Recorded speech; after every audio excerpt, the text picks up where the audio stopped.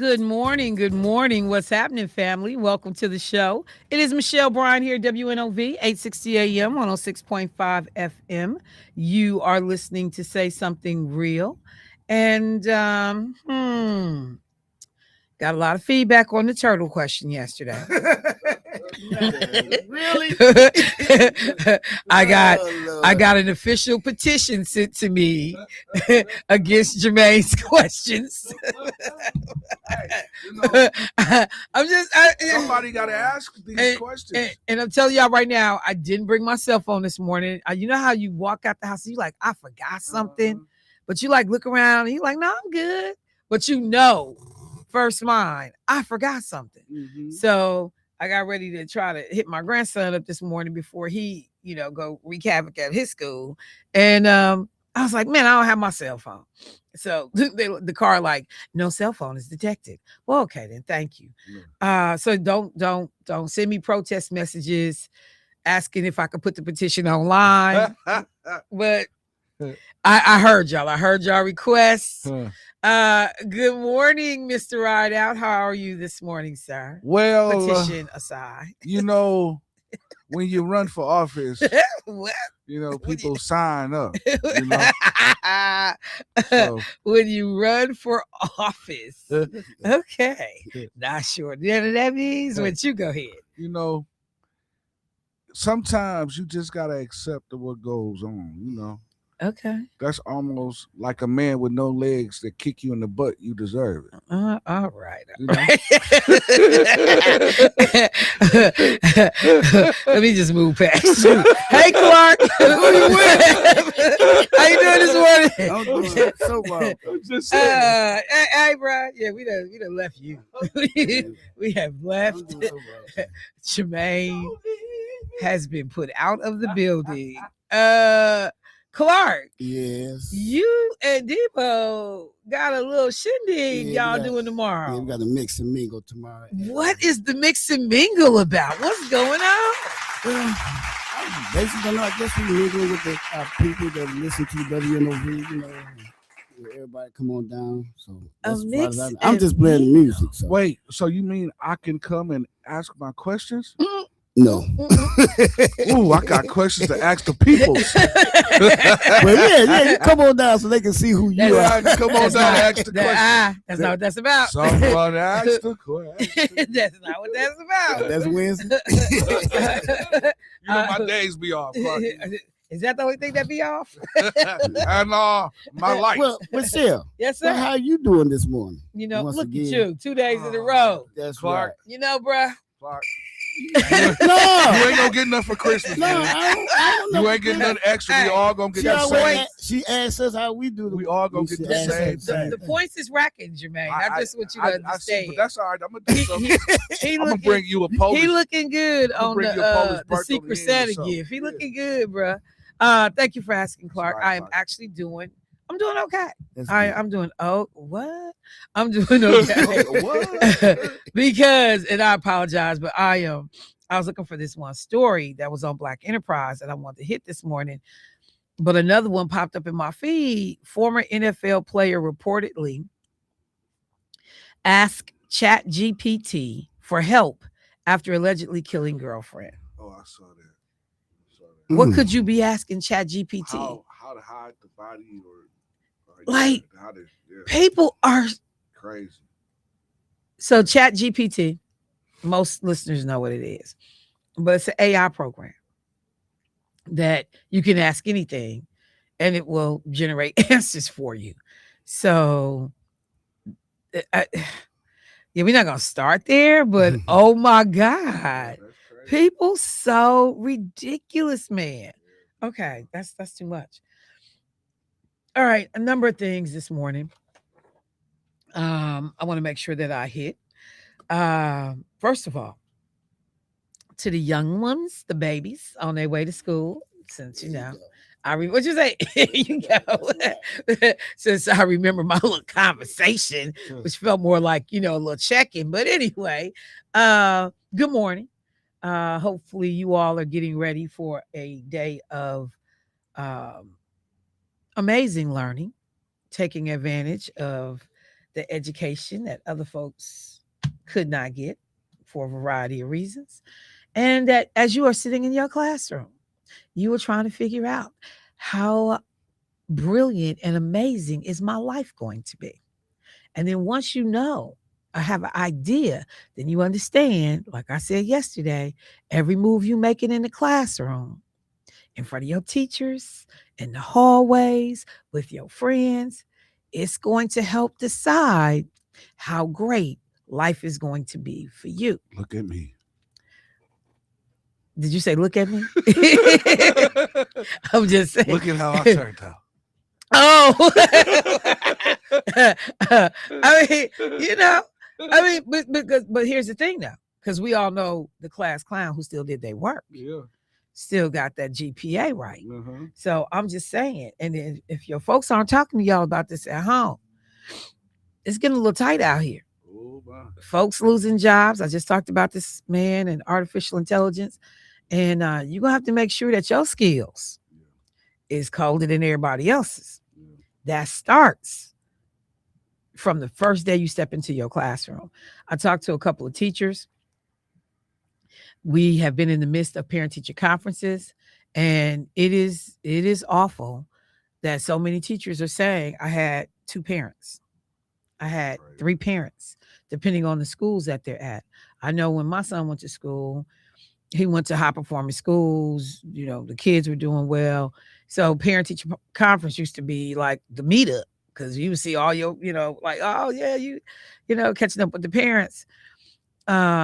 But in some of these schools where academically the schools are not functioning at proficiency in a lot of cases for some of the students, these are the schools where you would think you would need to see the most parent engagement. But I've had multiple teachers that I know now say, yeah, spent all evening up at the school and two parents showed up. I think the max I heard was three. That's madness that you don't show up for your own kid. And if you can't come, that you don't send a representative. Because I've gone for other friends. I've gone for people who work second shift, and they had, and let me tell you how crazy this is. I've actually gone for a woman who barely knew me, but she knew me from the radio, and she knew me from Senator Taylor's office. And her kid was having, or her child was having, a lot of problems. Single mom, didn't have a huge support system. And this woman actually said, I know this is going to sound crazy, but I cannot take off on this job because it's a new job. Wow. Would you go and check on my child for me? Of course I will. Of course I will. And I did. How do you not go check for your children? Especially when you see some of these report cards come out, if you're paying attention to them. And young people, hound your parents. You go to my parent teacher conference. Some of y'all don't want your mom and daddy to go. But the ones that's doing good, you go to my parent teacher conference, you gonna check in. So we got things I say all the time that we can do to make life better, that we need to do. All right. So let me mention this, because there are parents that will be looking for things for their children to do this summer. And if you have a child in K-5 through 8th grade, MPS offers a summer academy. Now, it is only offered from July 6th to July 30th, but it is a half-day program from 8 a.m. to 12 p.m. But they do offer before and after program care, depending on which site you're at. Families, you do need to provide your own transportation, but any Milwaukee resident is eligible. And they are taking registrations now. So exciting adventures and activities to inspire learning. The Summer Academy sites, Clement Avenue on the South Side, Congress School, Elm Creative, 53rd Street, Fratney, McDowell, the Milwaukee American Chinese Language School, Metcalf, Morgandale, River Trail, and Rogers. So go to the MPS site. I will see if I can get the team to put the QR code up. on our Facebook and YouTube pages. And good morning to the people on Facebook and YouTube. What's happening, y'all? Or you can visit mpsmke.com/Summer Academy.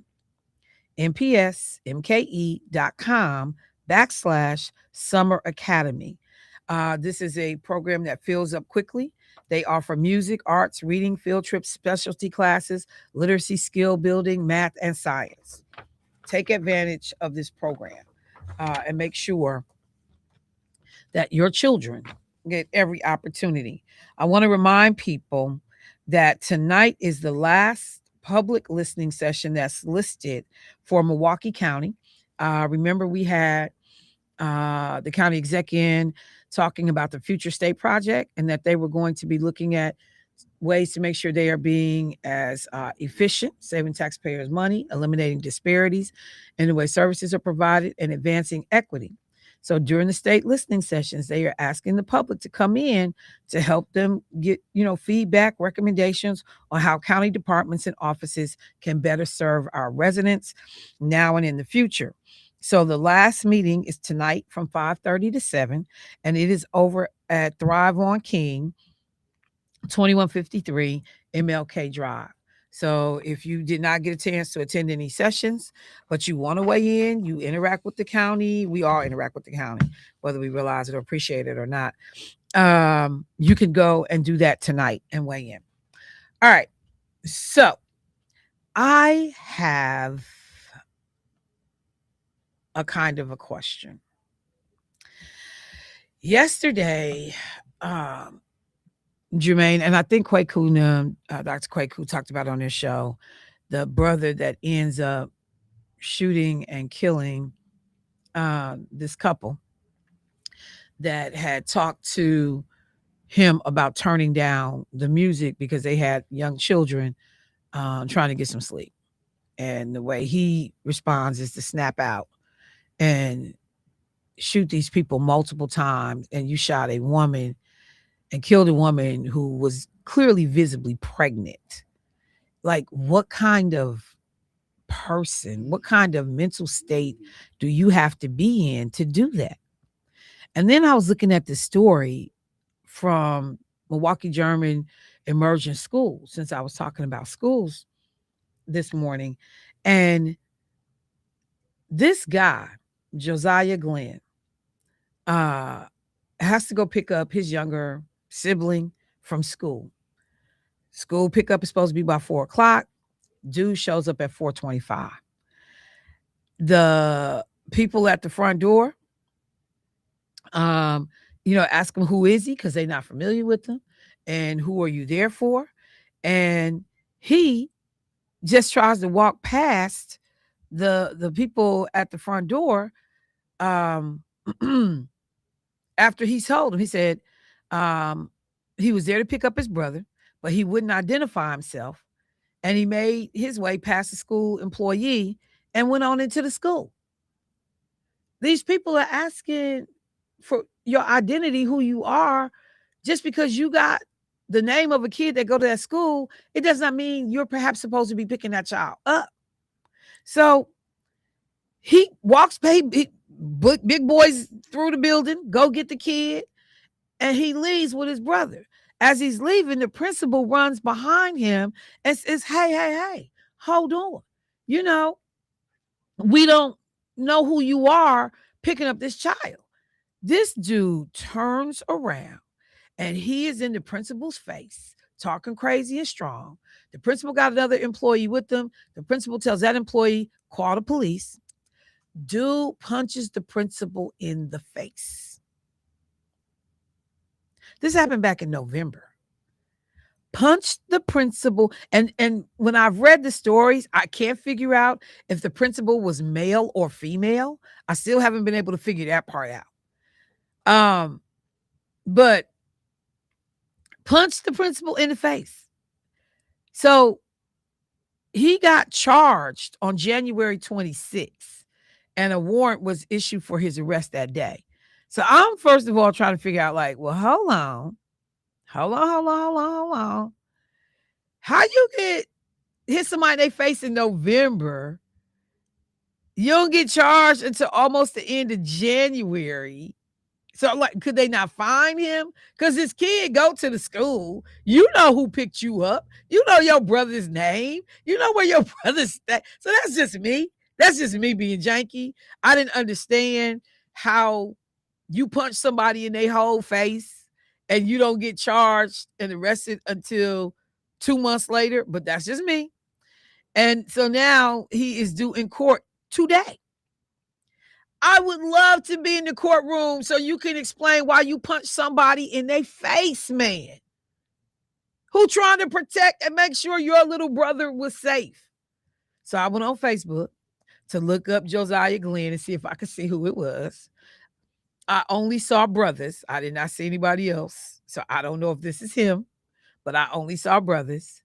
But this is that question when we had the folks in from Milwaukee County that I was asking, because a lot of people will tell you there's nothing wrong with me. I'm good. I'm cool.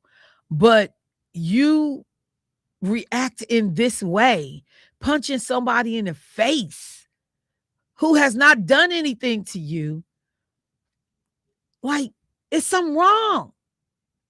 And then the number of people that potentially need help, need to talk to somebody, and you walking around with all this anger, this, I don't know. I don't know what in the heck you got going on that provokes you to punch somebody in the face at a school because they're trying to make sure that this child is leaving with the correct adult. That's the first thing I thought about. Is that how important that conversation was that we had with them folks from Milwaukee County? And then again, now this other brother, your life it's a wrap. It's a wrap. It's over. You have shot and killed 2 people and a child on the way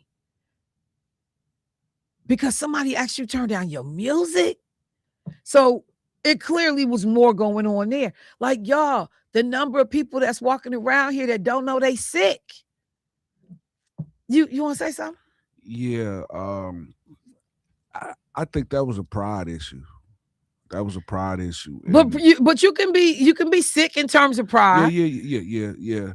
Because you come on now. Yeah, because first of all, and it did sound like the dude, the couple came at him left and sideways and jiggy, but even if they did, it's just I'm a shoot and kill a pregnant woman.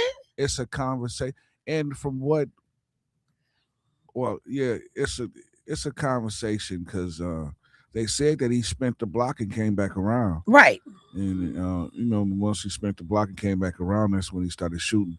But it's just crazy because all over the music was loud and they ask you, can you turn it down? And some people say, well, it's how you ask. It don't matter. It does not matter. It don't matter. It does not matter. I mean, because you can ask from frustration because you tired of it or whatever the case is. It still don't warrant the other person to pull out a gun and shoot a pregnant lady 5-6 times and hit this other man numerous times. It makes no sense to me. It makes no sense. And for the folks who say, it may be how you ask. I bet you when you catch up with this dude later in jail, let's give him 2-3 years to sit there. I bet you he would tell you I should have handled that a different way. Oh yeah, he gonna change his mind. I bet you he would have said, I don't care how they talk to me. I wouldn't respond to this way. Yep, because I'm gonna tell you something. Because even now, some of the stuff that happened back in the day, I sit and think and be like, I shouldn't have done that. There was better ways of handling those situations. And what this young brother did was he made a permanent decision off of temporary feelings, because he's not going to always be upset because somebody asked him to turn music down, because now he don't even have to worry about that ever again in life. Yeah. He don't never have to worry about hearing loud music. Think about that. And then it's the thing. And was you actually out of order in the first place? That's the other part. Yeah. Like, was it a legit concern? Yeah. Should I have been? Because I tell people, I play my music loud in my car. Yeah. Like, you pull up next to me, you might get mad because my windows can be shaking. but I'm I'm serious. And but I'm always conscientious of where I am. So if I'm in a residential neighborhood, Right. I turn my music down on my own. Because you don't want to Don't- draw that attention. I don't want no, I don't want to disturb anybody. Right. You know, I'm respectful that I'm in a residential neighborhood. Exactly. If I'm on the freeway, y'all can forget it. Oh yeah. Don't be on the side of me because you're gonna be mad. Like just move over. But if I'm just riding in the neighborhood, you know, like I'll even be pull up next to motorcycles sometimes. They got their music sky freaking high.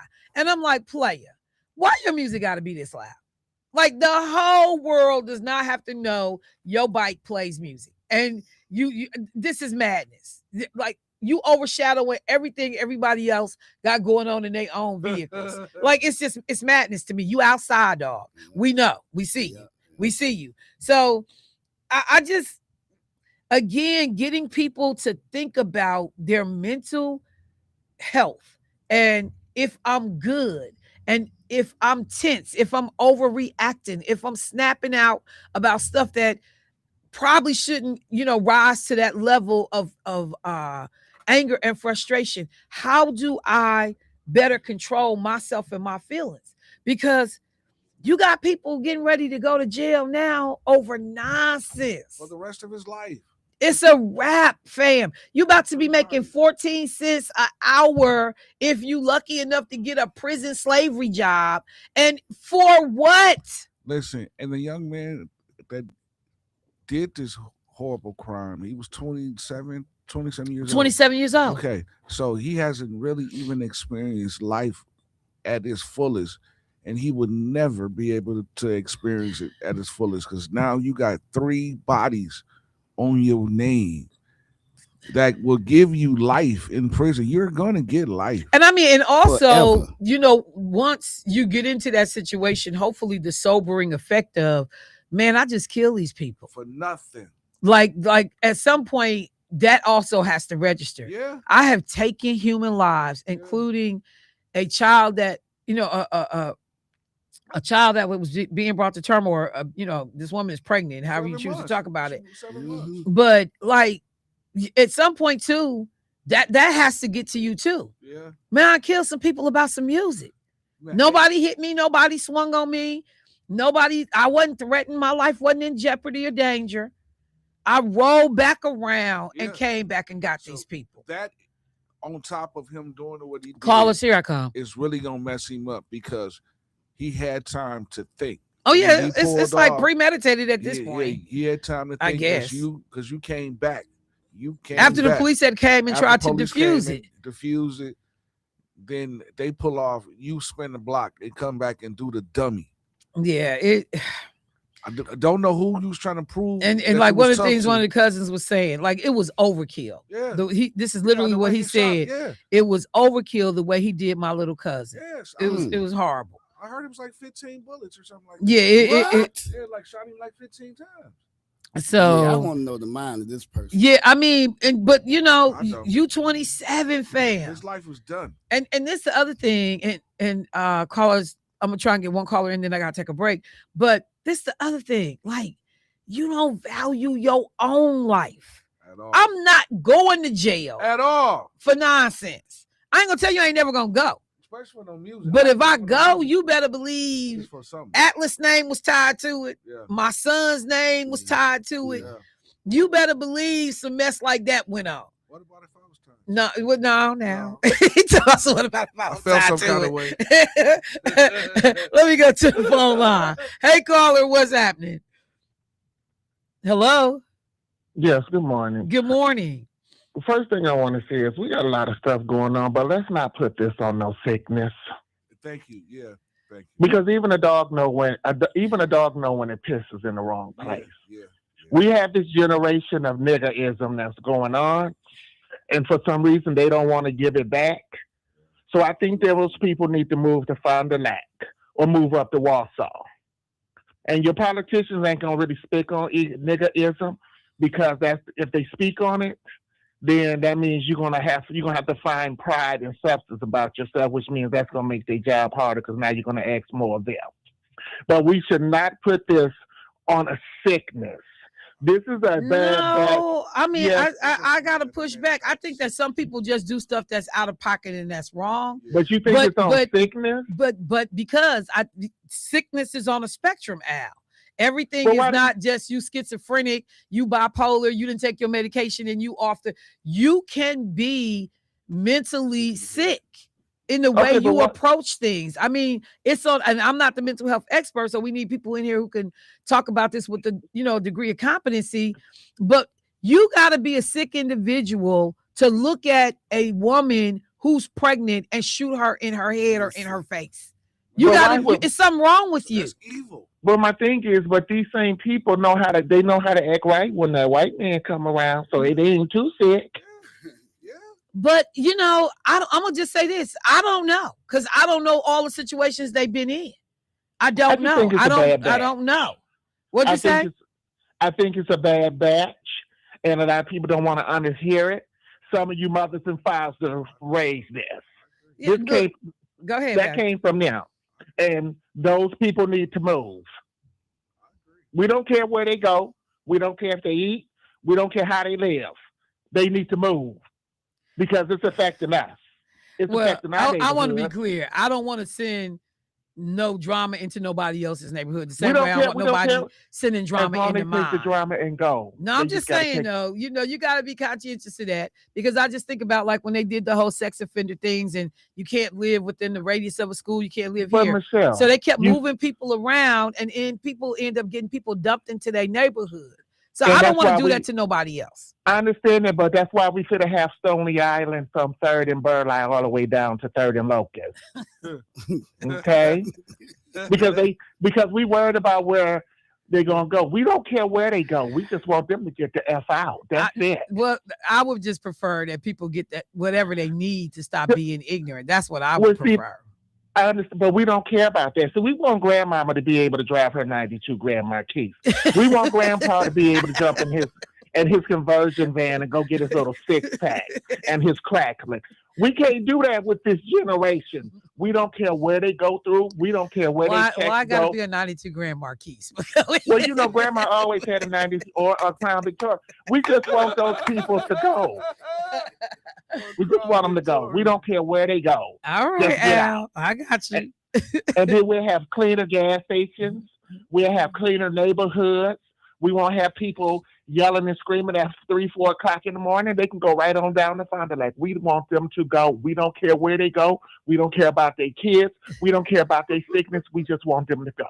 That's it. Thank you, Al. Have a good morning. You Bye-bye. too. Somebody said, I agree with Al. Yeah. Regarding the mental health issue. Yeah. He wouldn't be blasting that. Somebody else said he wouldn't be blasting that music in the suburbs. Yeah. Uh Man, I just these think are that this dude- avatars walking around as something else in control of the spirits in their minds. Yeah. I'm looking it's at evil. comments on Facebook and YouTube, y'all. Somebody said they still going to be sick. I don't want nobody to get hurt. Okay, go ahead, Jack. I just think, and I have to agree with Al as far as the mental illness, because if it was mental illness, you would have been acting a fool when the police was there.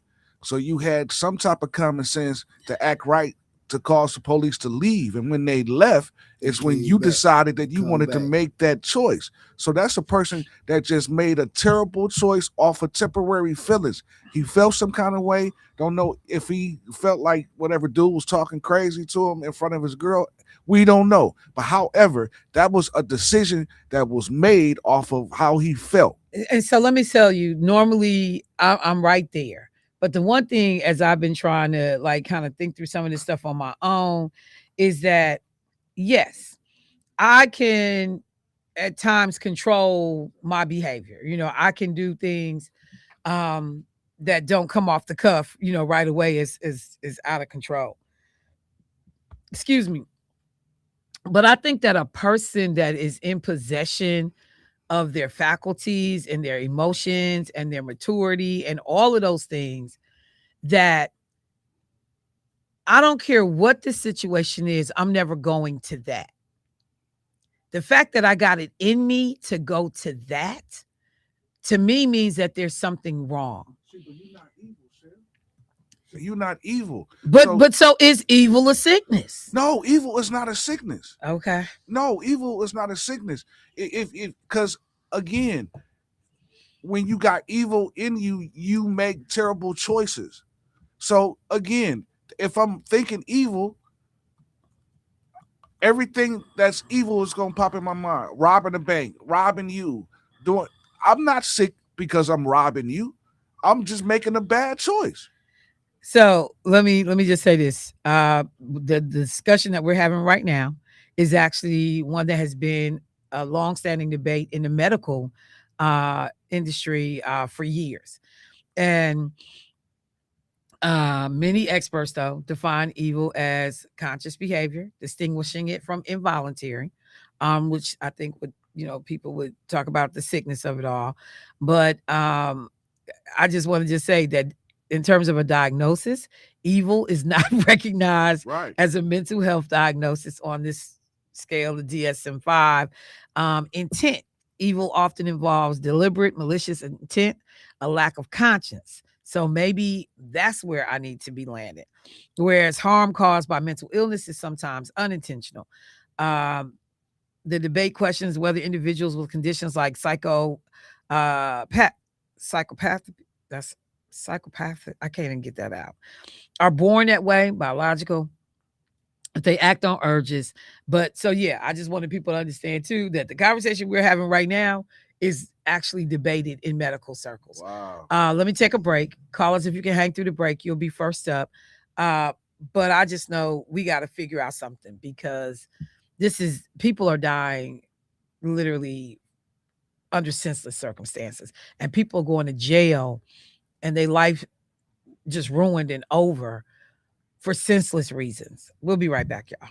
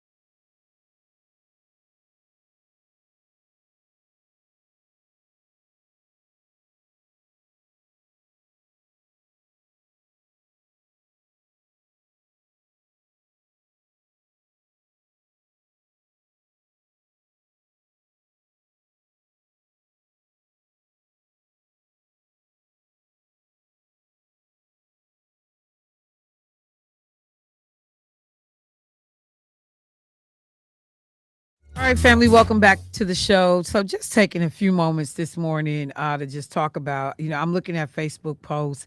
There was a double shooting over off of, I think, like 87th and Congress, 88th and Congress. Another one, 30-year-old adult male shot numerous times in the chest and extremities. Adult female, 30, shot 3 times, legs and buttocks. And I'm looking at the posts and comments from people and the questions. So many shootings. What's going on? Somebody said, Lord, please remove this dark cloud from over Milwaukee. Evil is all around us. Praying for deliverance from my city.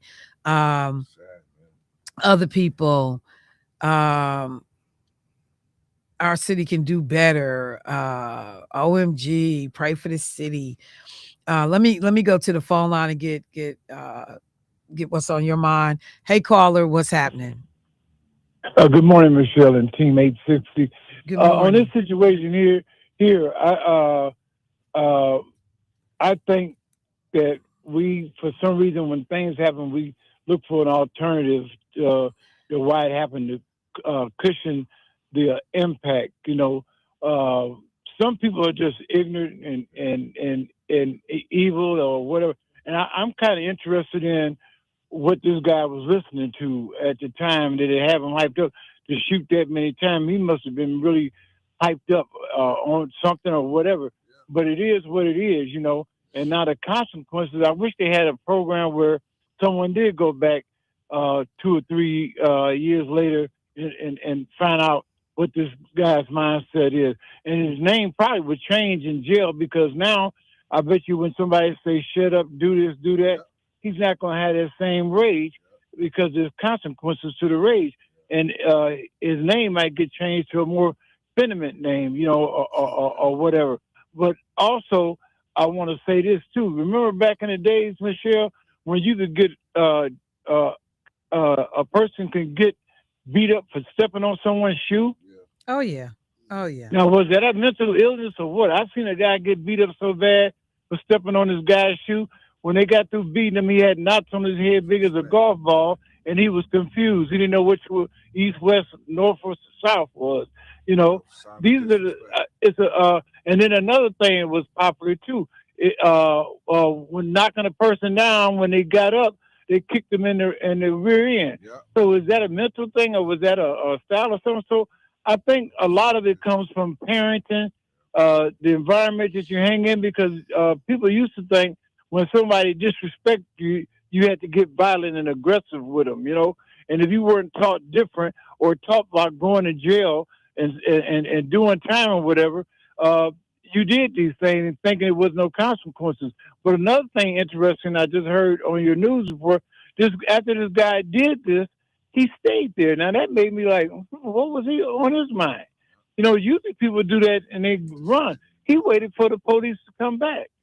So that's sort of interesting too. But he had made that choice and realized after he did what he did, oh my God, I'm in trouble. Because if I there run, you go. they're gonna catch you, so I might as well stay here. Right.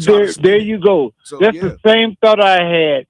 He went out of he had an out of body experience, and then it hit him all at once. Yeah. And I guarantee you, he's probably crying the blues right now, because, like you said, his life is messed up. He'll never have to worry about a radio being loud.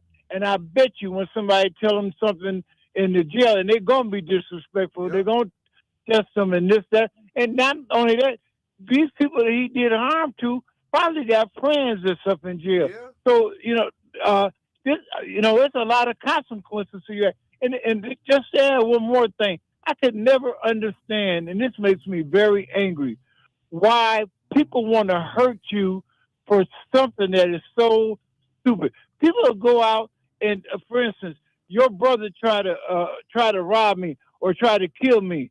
I shoot him, kill him first. But now you want to retaliate and shoot me and kill me because I defended myself. I don't understand that mentality.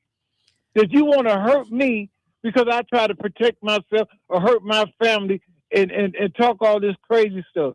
It's nuts. So I don't know. But thanks for listening to me. Thanks. No, thank you, bro. I appreciate all of the comments. Thank you for weighing in. Somebody, Rick just said he made a rational decision. Like Jay said, he didn't act up when the police were there. Dr. Kwaku, are you out there? We need a little help. Don't give the government any ideas. They will weaponize this conversation. Um, I think that it's fair to raise the conversation. I think it's fair because I told Jermaine during the break 2 weeks ago, everything y'all saying is exactly what I said.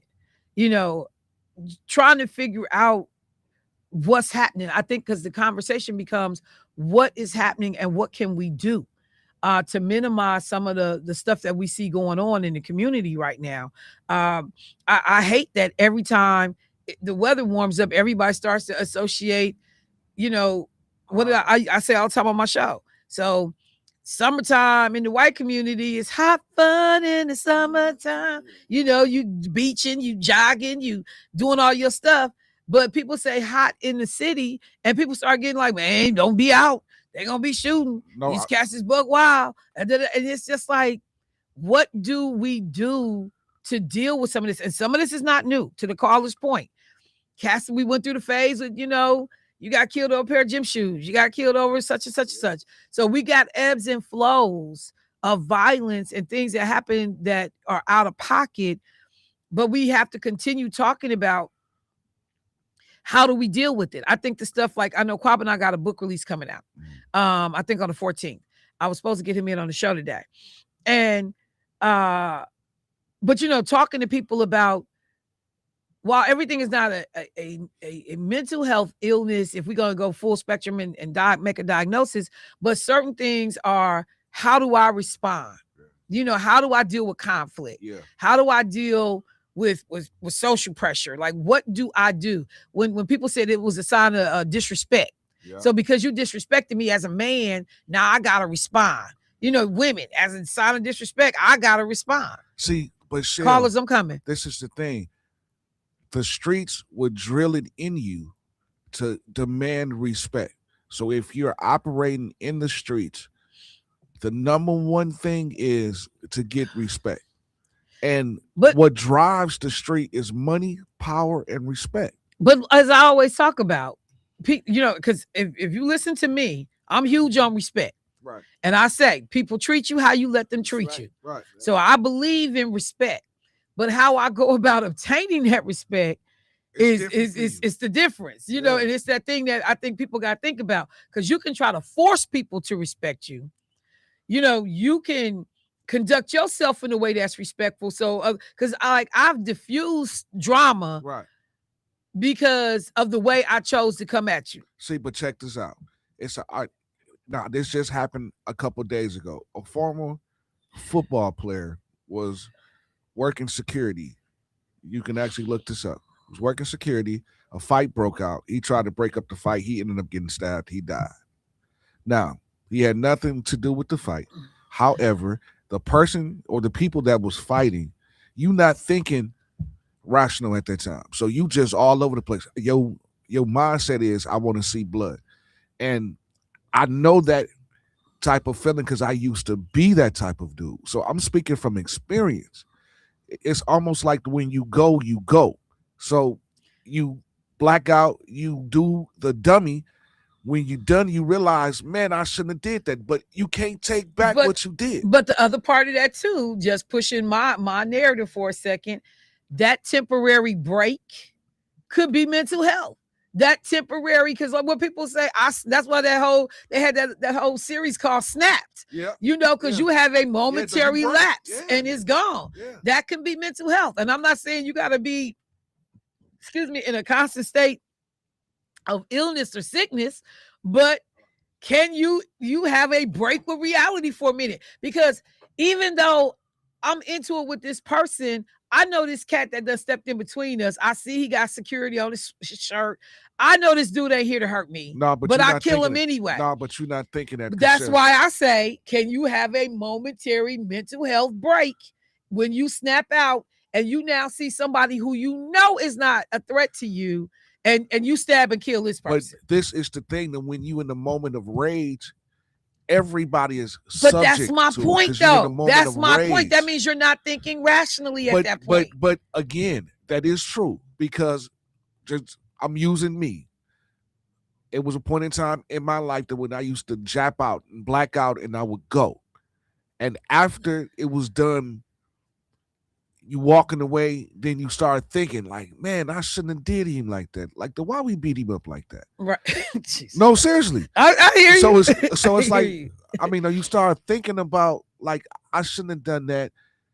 There was a better way to To handle this handle shit, it. Right. but it's too late. I can't put the genie back in the bottle. Okay. Let's get the callers in here. Hey caller, what's happening? Hey, Michelle, good morning. Good morning. How you doing? I'm good. How you doing this morning?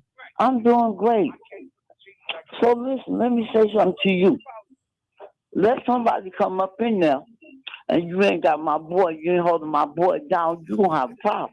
You know what? Well, we can get to we ain't got to wait. We can get to the problem right now. I ain't going to jail for no damn Jermaine. Jermaine is a fool. I'm not going to jail for him. So you come on. You want me to send the bus to come get you? What you need? I'll get you a black label Uber. You come right on.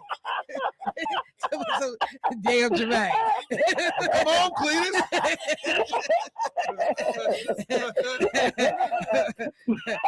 I ain't going to jail for that You fool. be talking Be a that fool. talk fast, so you know, bring what you can bring and hold my guy down till I get there. Yeah. You know what I'm saying? Yeah, I hear you. I ain't going to jail for that fool. You a fool. Look, I hear you. And I'm about to hang up on you. Oh, okay, Michelle. Okay. But anyway.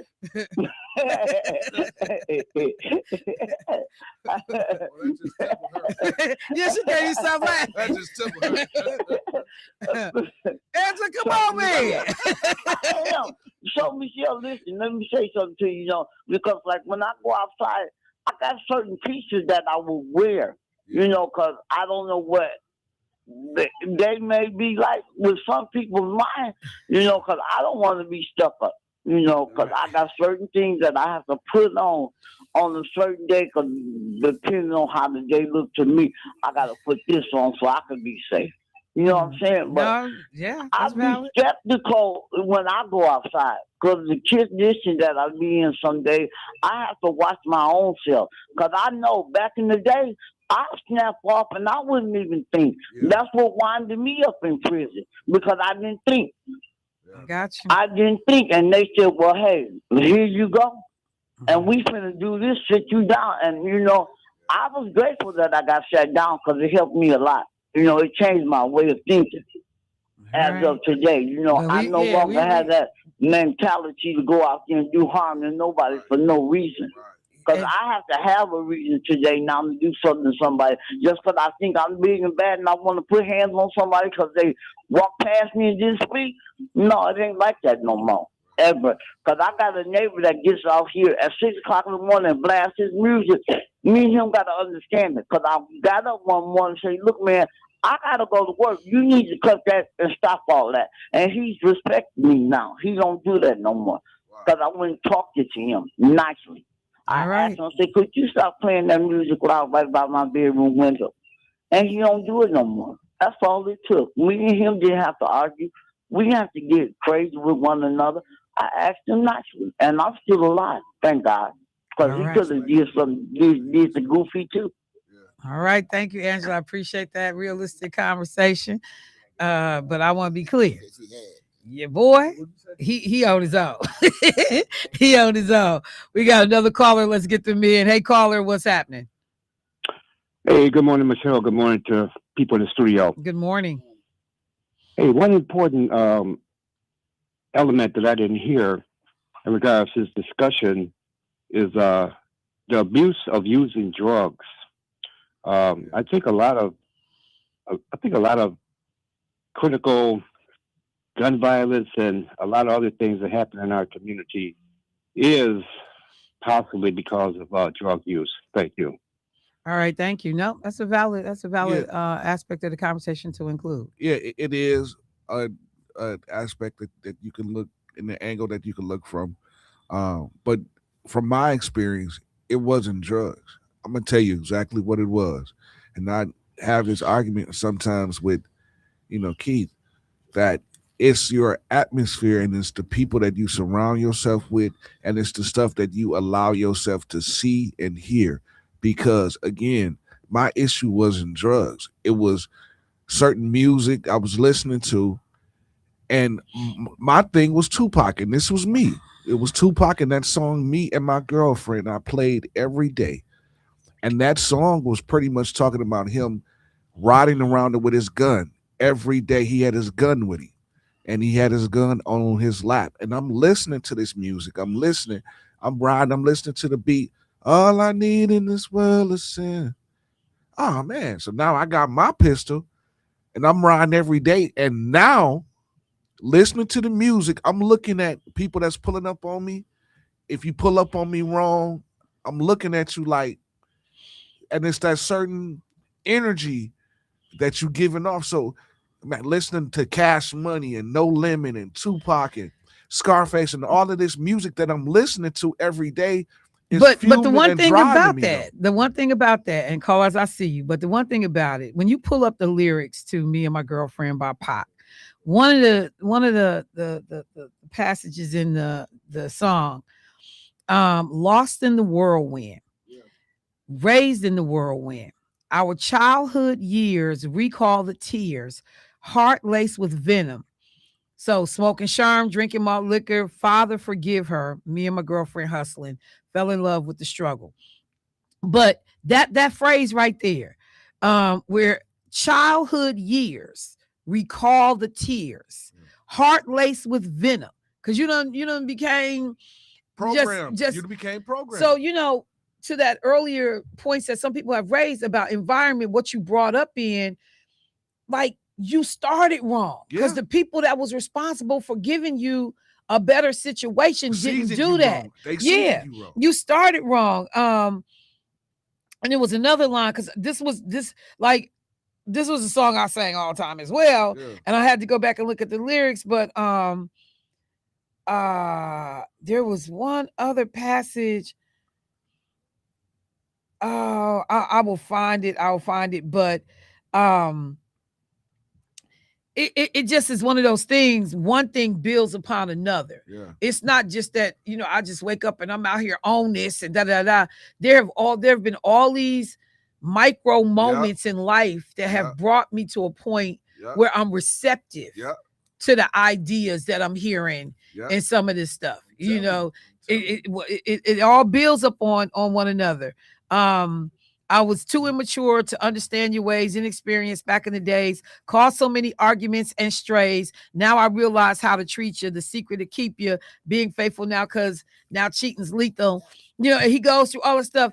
But then this one, I'm paranoid, loaded by my bedside crazy, again, talking about this gun, jealous when you hang with the fellas. It's all kinds of crazy stuff. Like this song, and this song is long as I don't know what. This was the writer in Pop. This was, if you look at this song, you'll be like, Jesus Christ. This feel like a Ohio Players 1970, album piece, because he said so much. But that's I guess the point of the conversation this morning is that there are all of these micro moments in our lives that get us to the point that we end up showing up the way that we do. And so back to that baby checking me about saying good morning and giving him his positive before his energy before he leave for the day. What are we doing? And we had these conversations intermittently all the time. How we talk to people, how we approach people, how we handle people. And one of the things I'll say real quick is, in the course of the work that I do, the things that I talk about, I will get at people about your work, about your policy, about the way you handle constituents. But what I don't do is talk crazy to people. I treat people with respect when they're in my presence. And I watch people be mean and messed up to me. And I'm looking at people like, but I've not done anything to you. And as a grown woman, I sit back and realize, if I match your energy, how all of this can go off the rails. And I think about, People have been given second chances in life, opportunities, survived cancer, survived, a bad car accident. So, and you still act a fool. You still nasty. You still, find reasons to be the most unhappy people on the planet. The time that we have on this earth is so limited. And now that I hit this plateau of being now in my 60s, I understand. Like, man, like when people say I'm on the other side of this thing. Yeah. So trying to go back and catch these cats at 27 to be able to say, hey fam, this ain't how you want life to go for you. It's so much more. But what we expose our kids to, that's why this whole thing with NPS is concerning, because when you see other opportunities, when you see what life really can be, when you understand that this world is massive and amazing and you can figure out your place in it. I was just downtown this weekend, so I do a little bit of stuff with anime because one of my former colleagues, Solana Ramos Patterson, she is this amazing alternative sister who, she does the anime, she tech savvy, she just does all this stuff. And so she started introducing me to certain aspects of this genre that I knew nothing about. And then I became very interested in it.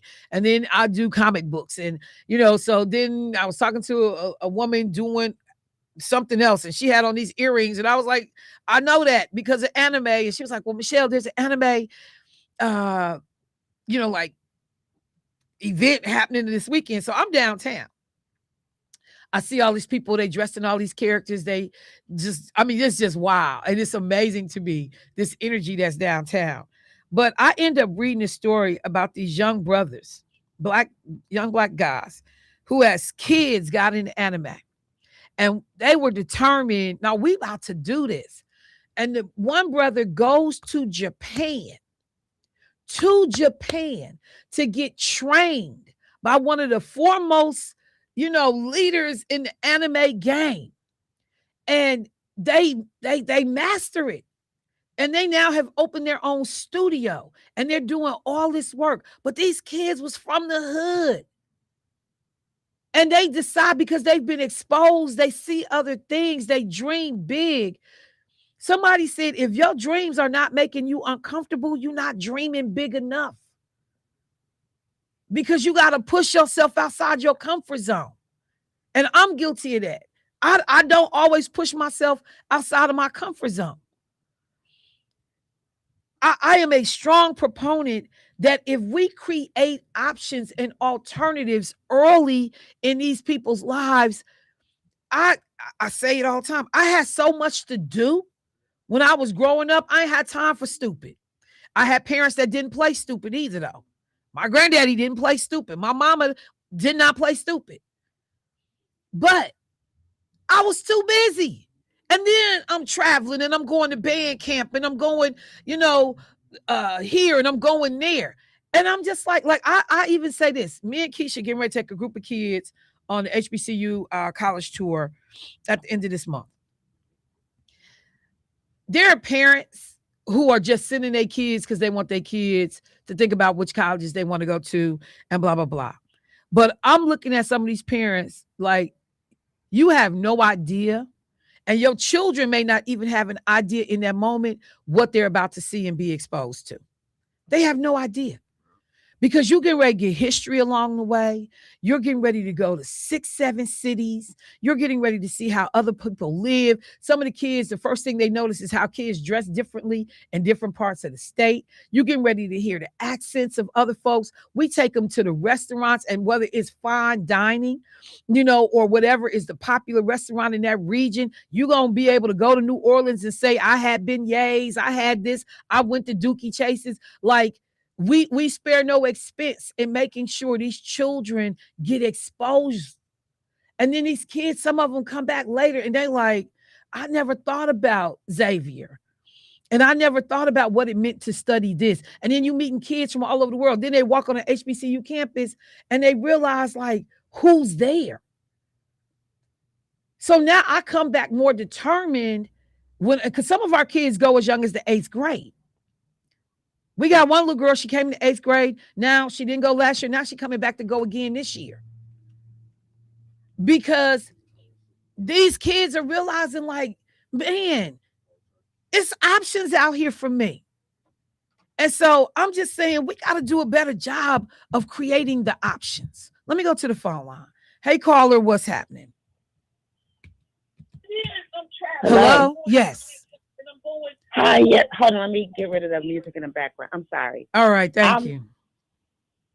Okay, I just wrote an article for the Courier called "The Proverbs of Hip Hop: Breaking Down the Bars," and I'm so fascinated with this conversation because it's literally the years and generations of programming in the subconscious mind that we have not dealt with, and this is cause and effect. Yeah. This is reaping and sowing. This is the universal principles that cannot be missed. They will never go unchecked. We're looking at the entire world. We're looking at the results of not shrinking back down to a micro level and dealing with the mind from the womb perspective. You know, like the stuff that goes on that the mama teaches, because we was out here trying to chase the bag and we was out here trying to go to school to make life better for our kids. But this generation wasn't even raised the way we was really supposed to be raising them because the village went away. And then the churches changed from being community centers like they used to be to being naming and claiming. And it's just about the number of people and the more money you got. And so we really missed it by switching our focus because, see, hip hop was really supposed to be reparations for the Black community, but we sold it for 30 pieces of silver. Listen, I'm so glad that you said that because that I totally agree with you because with this music and these lyrics, the stuff that you put in you try to live Absolutely. it. You try to live it. The videos that you see, you try to do the dances. You try to look like the people that you see. It's all the programming. It's all programming. That's why. Yeah. If you look at television, TV is television. It's telling your vision. Absolutely. That's what TV is, and people don't like. Okay, radio programming. It's programming you. So people don't realize. Gangster rap is literally the shadow side of conscious hip hop. Exactly. Now we just made a decision as to which one we were going to fund and get behind. Now we're looking at the result because where the gangsters hang out in the trap house. Yep, in the trap. And now we got trap music, and this is all that's being downloaded. Yep. And this came at the same time. We really could have rolled it out with the Cosby era. Yeah. You know, and that became the hype of the Black community because it was at that same time. You have to we switch. was either going to the skating rinks or we was going to the arcades, but it switched up. The music switched up. The beat dropped deeper into the root chakra. Yep. And there was a whole lot of unchecked energy down there. Yep. Prime example. If you look at how radio, mainstream radio was pushing gangster music, gangster rap, and you would have rappers like KRS-One, Common, these rappers that was conscious rappers that couldn't get mainstream radio play because radio was programming. Look at this fool right here. Yep. I'm sorry, babe. It's somebody on top of a vehicle riding. I'm sorry. We got something going on outside. And you got radio pushing that narrative of gangster music, drugs, that whole thing, because now you got this music that you're hearing over and over. Even that, it's not radio pushing. It's people, executives. Well, yeah. I mean, it's easy to say that blanket, but call a spade a damn spade. It's not radio pushing. Right. It's the people that's in control. In control.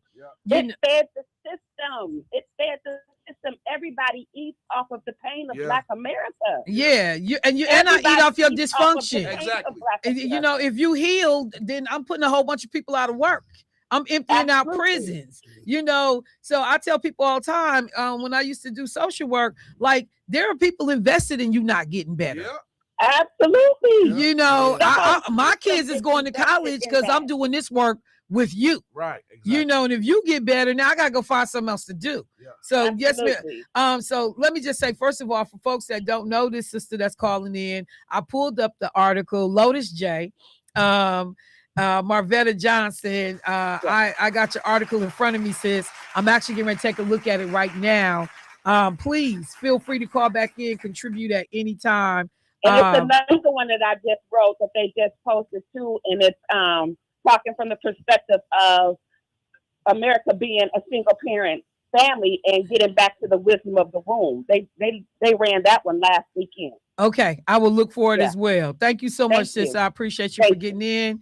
Just real quick, I pulled up the article. It's an op-ed, the Proverbs of hip hop breaking down the bars.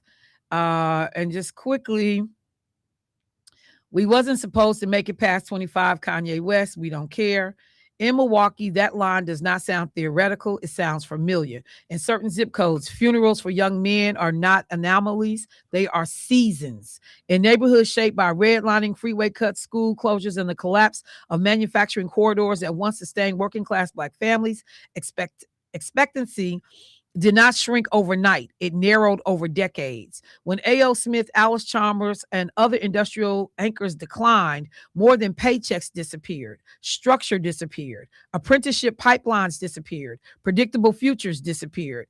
And when predictable futures disappear, imagination adjusts. W.E.B. Du Bois wrote about double consciousness, the tension of being aware of how the nation sees you while trying to define yourself on your own terms. In Milwaukee, that tension has long existed alongside physical segregation. The city remains one of the most segregated metropolitan areas in the country. Geography reinforces psychology. If a young person grows up watching adults cycle between underemployment, incarceration, and informal economies, expectancy calibrates to what is visible, not because of moral deficiency, because of environmental repetition. This is where the bars matter. Quote, we wasn't supposed to make it past 25. Is not bravado. It is environmental data translated into rhythm. Milwaukee's incarceration disparities, school discipline gaps, and concentrated poverty did not begin with hip hop. They preceded it. Hip hop narrated what policy produced. But narration has consequences. When repetition turns into a soundtrack, expectancy hardens. The line moves from observation to assumption. This is where intervention must occur. For generations, Milwaukee's Black neighborhoods relied on relational density, grandmothers on porches, barbers who doubled as counselors, storefront churches where pastors knew families by name. They were not aesthetic details. They were informal regulatory systems. As institutional funding shrank, congregations consolidated, and families dispersed under economic pressure, that density thinned. Accountability became abstract. Mentorship became optional instead of ambient. The result is now simply violence. It is shortened imagination. If a city wants to expand longevity, it must expand visibility of adulthood. Young people must routinely see Black men and women thriving at 40, 50, 60, not as celebrities, as neighbors. Policy alone cannot manufacture that. Infrastructure must support it. Intergenerational spaces, mentorship embedded in schools, local business incubation, smaller faith communities that emphasize depth over scale. Milwaukee does not lack talent. It lacks sustained relational reinforcement. Kanye's line becomes dangerous only when it remains unchallenged. The challenge is not to censor the lyrics, but to contradict the expectation. When a city deliberately raises what its children expect of themselves, not through slogans, but through visible structure, survival stops being the ceiling. Expectations in Milwaukee are not abstract. It is neighborhood specific, it is policy shaped, it is historically inherited, and it can be rebuilt. Proverb: a city that restores its village restores its future. And that was written by that sister that just got off the phone. Let me take a quick break, y'all. I'll be right back.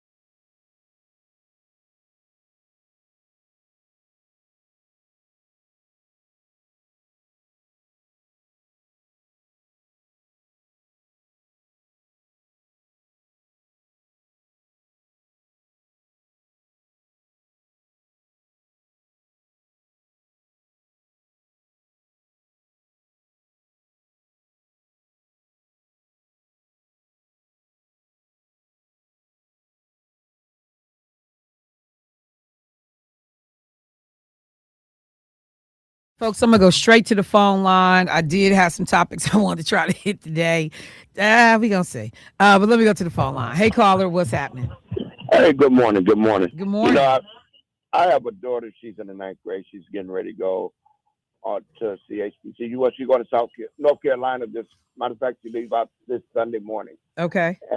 and I like that. But she have had the opportunity to go places. We've traveled to Mississippi. We've been to DC. We've been a lot. We flew with Florida. Flew a lot of places. Talked to her about that. I'm a single father, but I do have an issue with her mom always trying to pull her out of church, talking about it's my time to spend time with her. We do ministry second and fourth Sunday at nursing homes. My daughter do scripture. I do the preaching. And her mom want to FaceTime her. Why don't you go to the car so I could talk to you? You know, it's bad that you have one parent pulling the root your child to do right. The other one is being the devil's advocate. So do you and the mom have a relationship enough to have a conversation about it? We can, Let me say this here. I could text her mom something simple, just like she got some things at my house. I said, I need your things gone by Monday. She'll text me back, you're not running nothing. Just straight, no nonsense. And I tell my daughter to go right, and she'll tell her to go left. And my daughter notices these things, but it's still a problem because you trying to impose in this young lady's mind the negative. Yeah. That definitely is an age old situation. So many unfortunately killed, and the kids are the ones they caught in the middle, and like you said, they start getting to an age where they kind of can discern what's right or wrong, but I still got to deal with both of my parents. And depending on who's the primary custodian of my care, I am. Okay. So, okay, that's a thing that is different.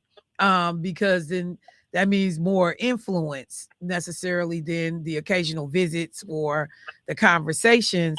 The only thing I, just remember is so many times most of these parents like, look, eventually you're gonna get grown and you're able to. You got 36 months. You'll be 18. Yeah, you make your own decisions, and then you'll be able to pull back on some of this stuff, and not be beholden to doing exactly what it is that these parents are trying to pull you to do. But it's rough though, bro. I don't even have an answer. My mom and dad, they raised 16 of us, 10 girls, 6 boys, same mom and dad, 52 years of marriage. It was 2 separate sets of 8, but we had the same mom and dad. And my mom always said, and my dad said, raise them while they're on your lap, because if you don't raise them right, when they're on your lap, older, they're going to be on your heart. Say that again. They say raise them while they're on your lap, raise them right, because when they get older, they're going to be on your heart. Okay. And I look at that, and that's what I give her myself for my child.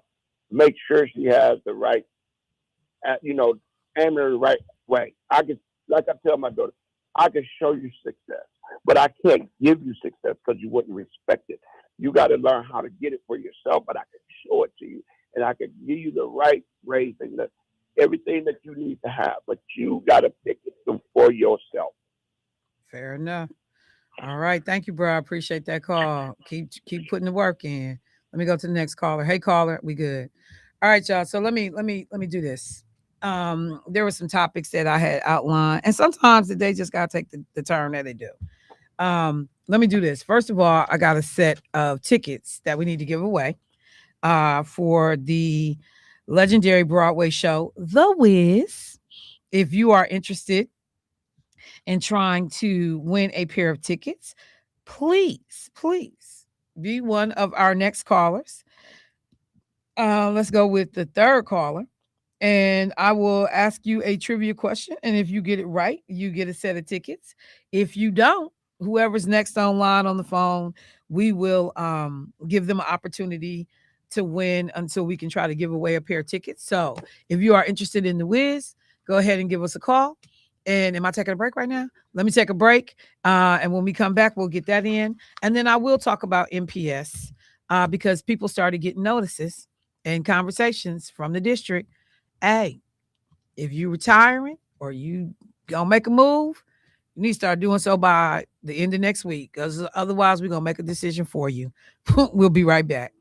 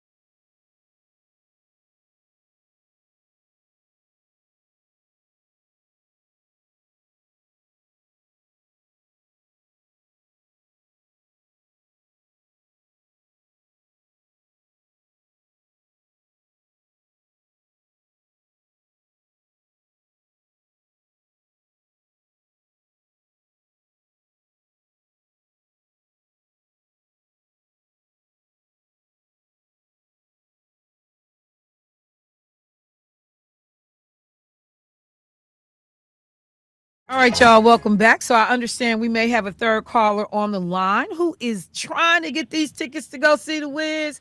Hey, caller, what's happening? Good morning. Good morning, Michelle.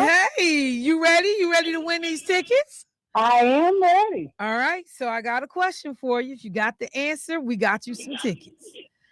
Let me see. Which one?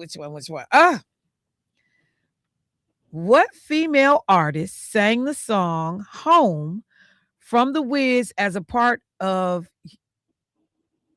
Oh, I think I heard that question asked. Let me make sure I didn't. Okay, no, it's a line drawn through it, so I guess we okay.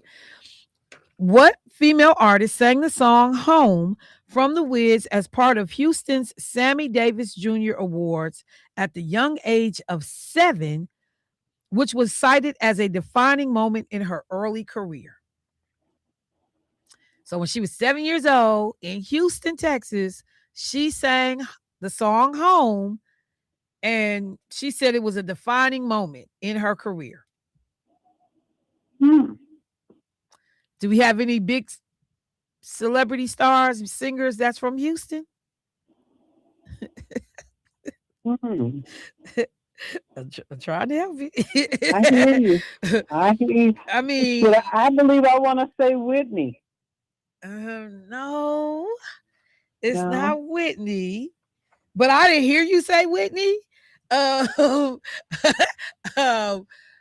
I mean, you know, a lot of independent women might have said Whitney, but they might have said something else.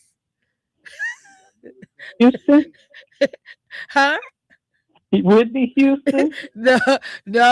Okay. So unfortunately, sis, I gotta go to my next caller. Thank you so much for calling in, trying to win those tickets. And if somebody pay attention, I just dropped a hint. I really did. Let me go to the next caller. Hey, caller, what's happening? Hello? Hey, I was trying to win the ticket. Okay. Did you hear my question? Let me repeat it for you. You heard, you got an answer? Stephanie Mills? No. Okay. All right, thank you. Got another caller. Hey, caller. You trying to get these Wiz tickets? Yes. Okay, so you got an answer to my question? Do I need to repeat it? Yeah, I have an answer. You know the answer? Yes. Who is it? Beyonce. All the women independent. You are so right. It is Beyonce. I was trying to tell the first caller, like, hey, some independent women would say, congratulations to you. Thank you.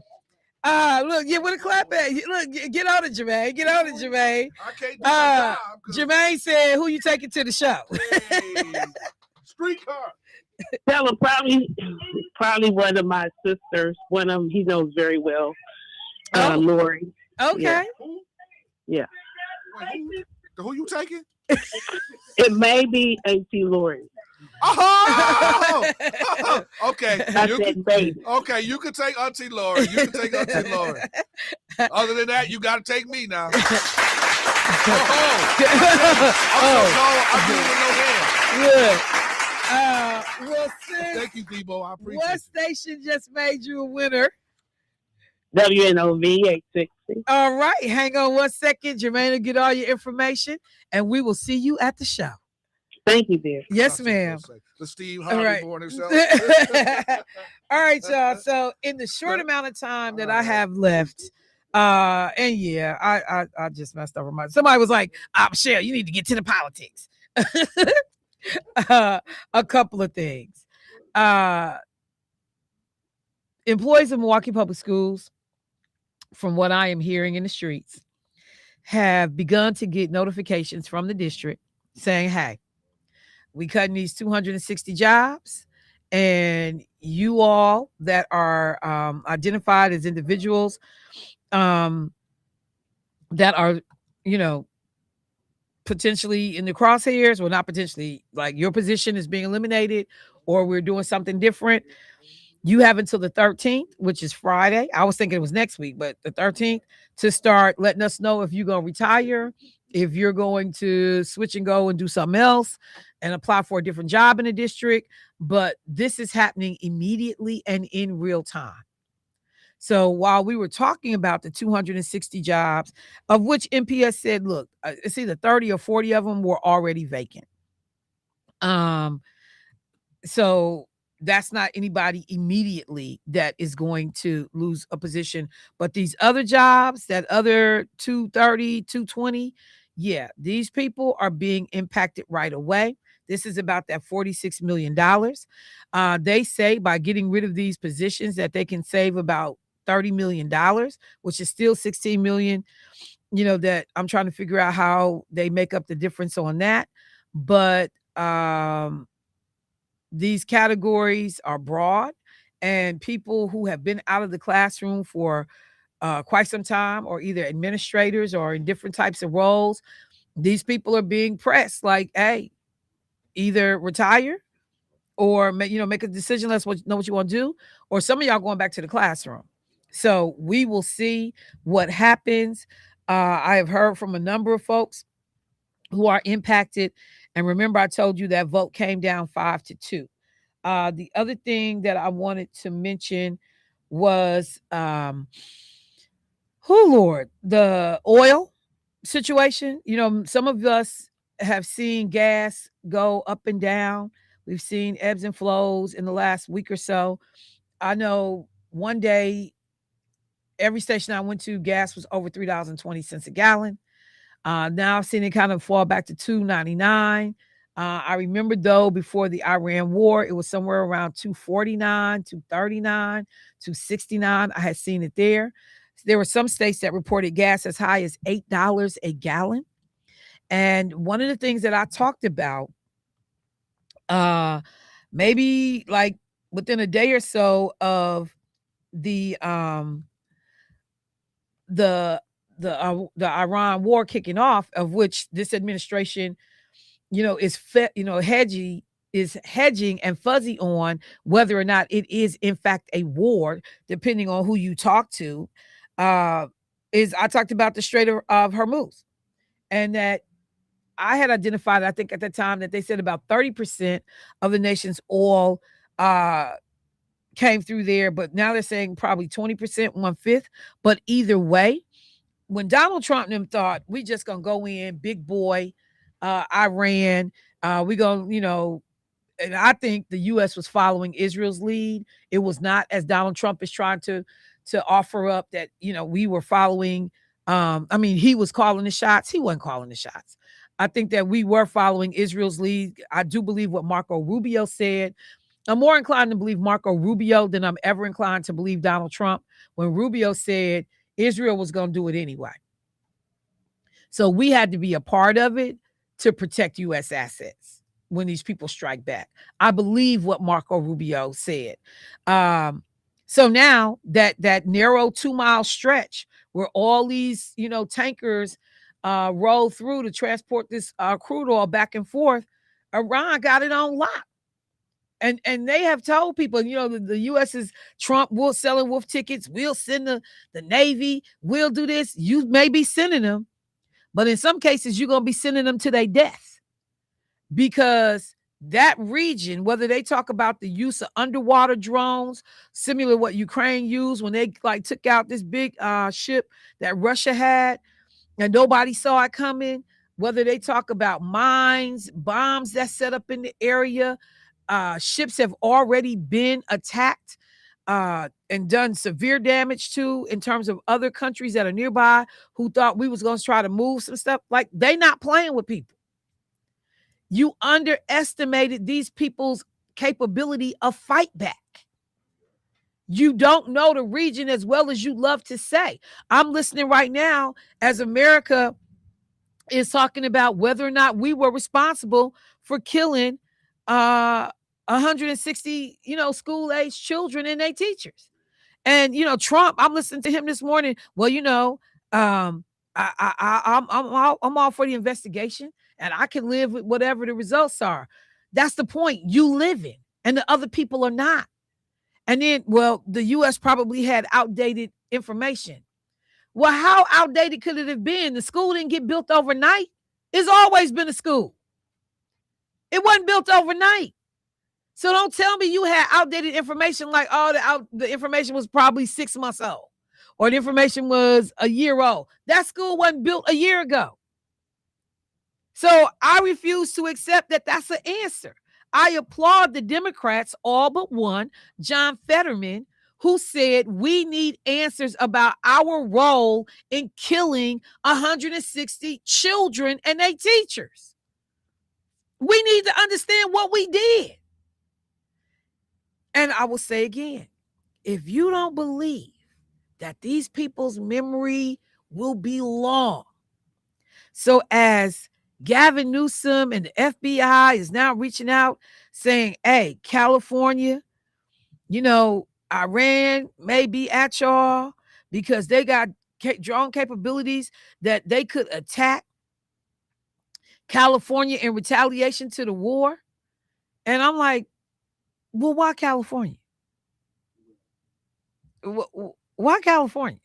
Like this the raggedy conspiracy person in me that I've become, because I'm not a conspiracy theorist. But why California?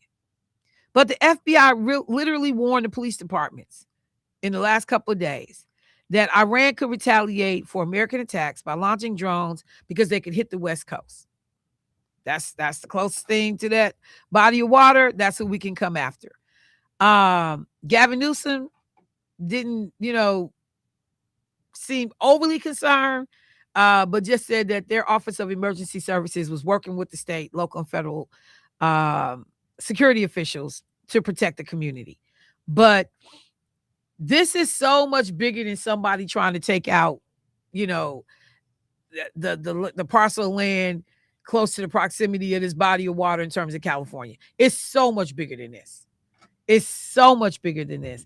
And we are now seeing other countries come together to commit to putting 400 million barrels of oil into the pipeline so that people tapping into their reserves, the U.S. tapping into our reserves to try to stop what the financial impact is going to be from what's happening right now with this war with Iran. And the thing that tripped me out, they say, yeah, they can put in 400 million barrels. That's a 26-day supply. Even if we stop this war and the escalation, what it would take to get these folks back up and online, it's still going to take time. So we're going to feel it. And Donald Trump is trying, I saw him out on a campaign, well, not a campaign, but a stomp around the country with these signs. Like, you're going to try to a lot of people and make them believe we're really not in trouble in this country. Lower prices, higher wages, or something like that, he said. And I was like, you need to stop playing.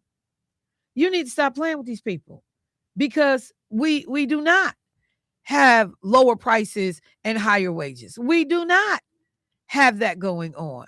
So I just want people to understand that we are getting ready to be in this for the long haul. This is not going to be over anytime soon. But make no mistake, I think that we have to question what we're being told by the war. I don't understand why Republicans in Congress would not want to know what we caused or didn't cause by relationship of harm. And this is not going to go away quickly. It's not. This man standing up in front of a microphone talking about I'm the sole arbiter of if this war continues or stops today. We're complete, but we still got more to do. I make decisions. I'm going to be instrumental in picking the next leader. And Iran was like, the hell you are, and moved right on without him. What does Trump had to say? Well, this is not good. No, but you said you was killing them. Remember? You literally was on record as saying we gonna kill the next person that they appoint if we don't agree with them. That's what you and Israel is on record as saying. Like, we in different territory, y'all. And some people say, no, we've been here before. We've seen other wars that started like this and they've gone off the rail. We've been here before. On some level, I'm gonna say we in different territory. Because what people have available to them by way of weaponry, what people have, and are willing to do, is different. When they talk about they've sent out suicide ships to intercept other oil tankers and people who thought they were going to get through. Like, we underestimate what people are willing to do to fight back. And all of the messages we get from the Trump administration about this war is under control and we running shots and Trump will decide when it ends. Y'all, all that's garbage. That's garbage. The last thing I will work in, I won't be able to talk about it today. The brothers in the studio hot because they was like, this got to be talked about. The story that breaks that says that Pete Hegseth and the folks over at the Department of Defense, as we are giving record money to the Department of Defense, I think they said that the Iran war was costing us, I forgot how many billions of dollars for just a couple of days. And we 11. And we are not giving health care to Americans. We're not, providing critical services and resources. Then they say on TMZ, $93 million spent. I'm sorry, I said million with an M. It's billion with a B. $93 billion spent by Pete Hegseth on lobster, fruit baskets, a Japanese flute. So they literally spent $50 billion in 5 days. But how is that possible? How? They said the purchases included $15 million on ribeye steak, $6.9 million on lobster tails, $225 million on furniture. What kind of furniture this cat sitting on? If the black dude who was in that role before Pete Hegseth had done any of this, for the folks who always get testy when I talk about color, y'all, wow. Can you imagine somebody telling you they spent $15 million on steak? On food alone. $225 million on furniture? What did you have to furnish? Every office already came equipped. What were y'all doing? Like, what kind of steak are you eating? They did $12,000 for fruit basket stands. They bought $60,000 worth of chairs. One chair costs $1,800 by itself. They spent $2 million on Alaskan crab, $1 million on salmon, $124,000 on ice cream machines, $26,000 on sushi preparation tables, $139,000 on 272 orders of donuts.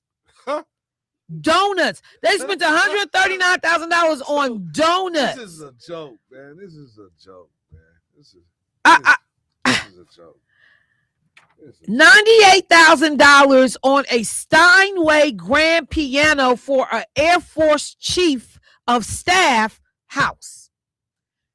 You the Air Force chief of staff.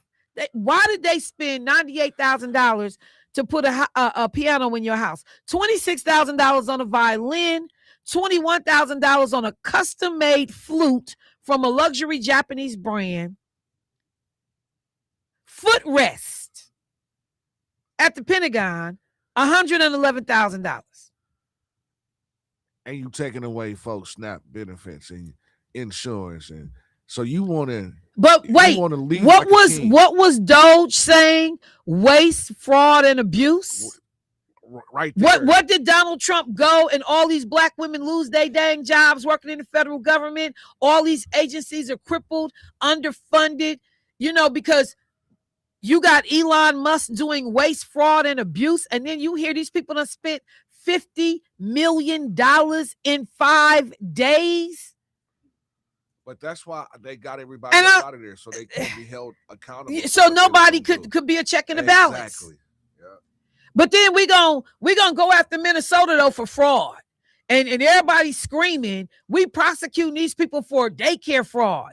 But what you doing now that we get this story, what's the pushback? Republicans, fiscal hawks, and conservatives, they stealing and abusing, pillaging, and plundering right in our face, and y'all say nothing. But reelect me. So that's the show. We'll talk about it more on Monday. I want to thank everybody that weighed in today. I appreciated that earlier conversation. Y'all be cool. And I will talk to everybody next week. Bruhs, thank y'all.